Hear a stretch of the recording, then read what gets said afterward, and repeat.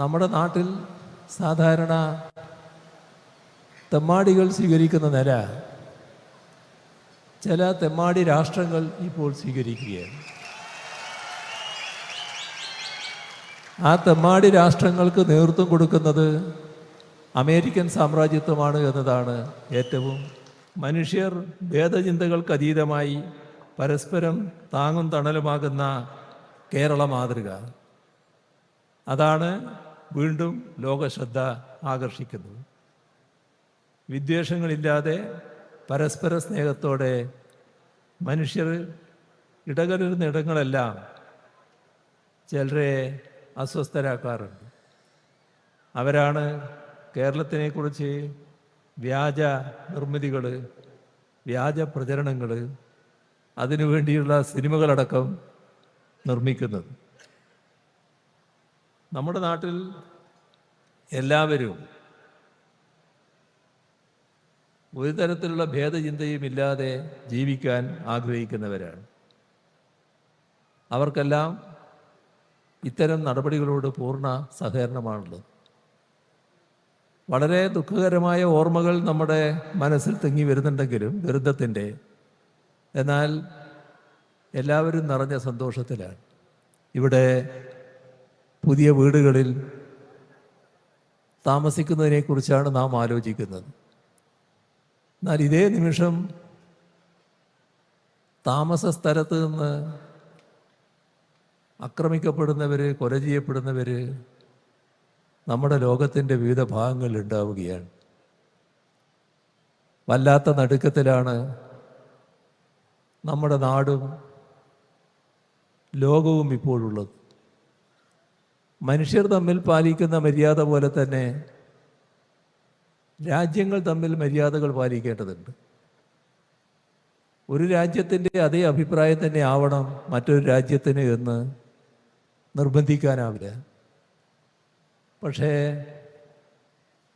നമ്മുടെ നാട്ടിൽ സാധാരണ തെമ്മാടികൾ സ്വീകരിക്കുന്ന നില ചില തെമ്മാടി രാഷ്ട്രങ്ങൾ ഇപ്പോൾ സ്വീകരിക്കുകയാണ്. ആ തെമ്മാടി രാഷ്ട്രങ്ങൾക്ക് നേതൃത്വം കൊടുക്കുന്നത് അമേരിക്കൻ സാമ്രാജ്യത്വമാണ് എന്നതാണ് ഏറ്റവും കടുത്ത അനുഭവം. അവരുടെ കയ്യിൽ ആയുധങ്ങളുണ്ട്, സമ്പത്തുണ്ട്, യുദ്ധവെറി. പിന്നെ സാധാരണഗതിയിൽ ഒരു രാജ്യത്തിന് നേതൃത്വം കൊടുക്കേണ്ട മാനസികാവസ്ഥയുള്ളയാൾ തന്നെയാണോ അവിടെ നേതൃത്വം വഹിക്കുന്നത് എന്ന ശങ്ക. ഇതെല്ലാം കൂടി ഒത്തുവന്നപ്പോൾ ഭ്രാന്തമായ നടപടികളിലേക്ക് കടക്കുകയാണ്. അതാണ് ഒരു രാജ്യത്തിനകത്ത് കടന്ന് ആ രാജ്യത്തിൻ്റെ പ്രസിഡന്റിനെ അവിടെ നിന്ന് ഭാര്യയടക്കം കസ്റ്റഡിയിലെടുത്ത് കൊണ്ടുപോകുന്ന കാഴ്ച ലോകം കണ്ടത്. ഒരു രാജ്യവും ചെയ്യുന്ന കാര്യമല്ലത്. ഇപ്പോൾ ഇറാന് നേരെ ആക്രമണം നടത്തിയിരിക്കുന്നു. ഇറാന് നേരെ ആക്രമണം നടത്താനുള്ള എന്ത് സാഹചര്യമാണ് ഉണ്ടായത്? ലോകത്തിന് മുന്നിൽ എന്തെങ്കിലും വസ്തുതകൾ അങ്ങനെ പറയാൻ കഴിഞ്ഞോ? ഏതെങ്കിലും കാര്യങ്ങൾ അവതരിപ്പിക്കാൻ കഴിഞ്ഞു? തങ്ങൾക്ക് വിരോധമുള്ള രാഷ്ട്രങ്ങളെ വെച്ചു വാഴിപ്പിക്കില്ല എന്ന നിലയാണല്ലോ.